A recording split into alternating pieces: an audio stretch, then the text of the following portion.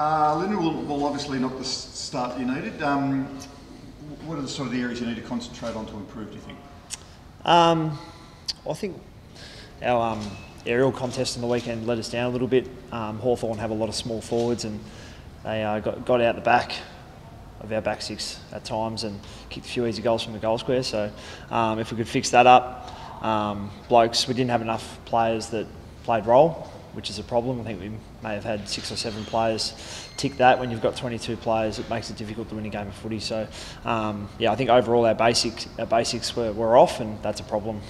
Mason Cox has copped a lot of criticism on the back of one game, basically, for that moving forward. Do you have to relook at that? Do you think with Darcy Moore playing down back and Big Mace up forward? Or? Well, like you said, it's one game. Mason's had a really good pre-season. When he does mark the ball and get his hands right in the air, he's almost unstoppable. So obviously he wasn't at his best on the weekend and dropped a few marks, but we've got full faith in Mason to bounce back, and we're not going to hang him on one performance. It's when it's 4 or 5 weeks in a row that you start getting worried about players. But Mason's in great shape. We know he'll bounce back, and Darcy has been great down back, and he started really well down back on the weekend for us, and then went forward in the last quarter and still had an impact, so that's also positive. And looking at how well Tom Mitchell played, during the breaks when the players separated into their groups, did they raise how much of the ball he was getting at all? You probably have to ask the midfielders. I play in the back line, so we don't really speak about him, but for someone to have 54 touches in a game is it's a lot of footy.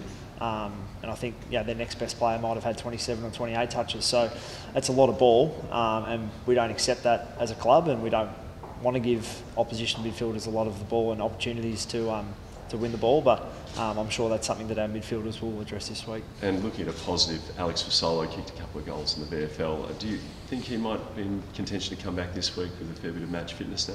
Yeah, Faz is obviously coming back from a shoulder, and he's starting to string together some form in the VFL and the practice matches that we've had. Tim Broomhead's another one.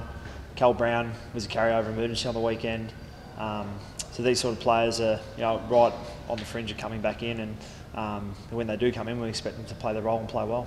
It's a loss. 9 teams lose every week, so it's nothing to panic about. But was it dispiriting? What's the mood? The mood's fine.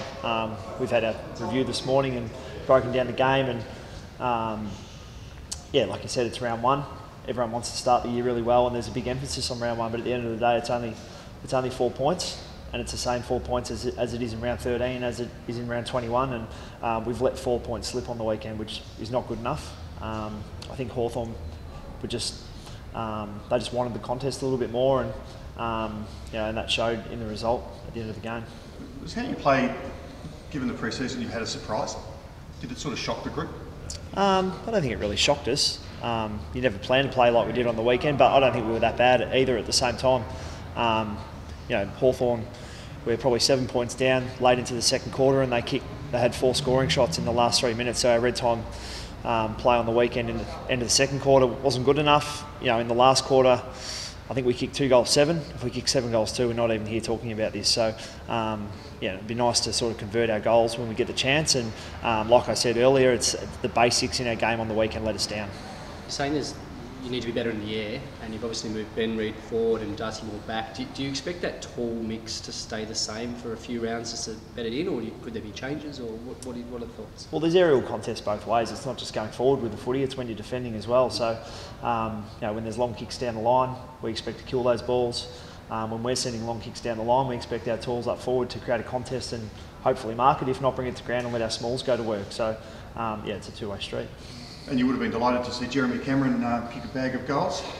Yeah, well, the Giants were a finely oiled machine yesterday.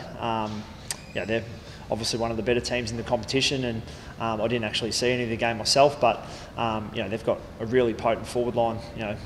For myself playing down back, you've got probably 5 or 6 blokes that can kick a bag of goals, so that's always a problem when you're coming up against them, but we've definitely got the personnel down back to match up tall and small with them. Is Jordan De Goey potential inclusion this week? Don't think so. I think he's still injured.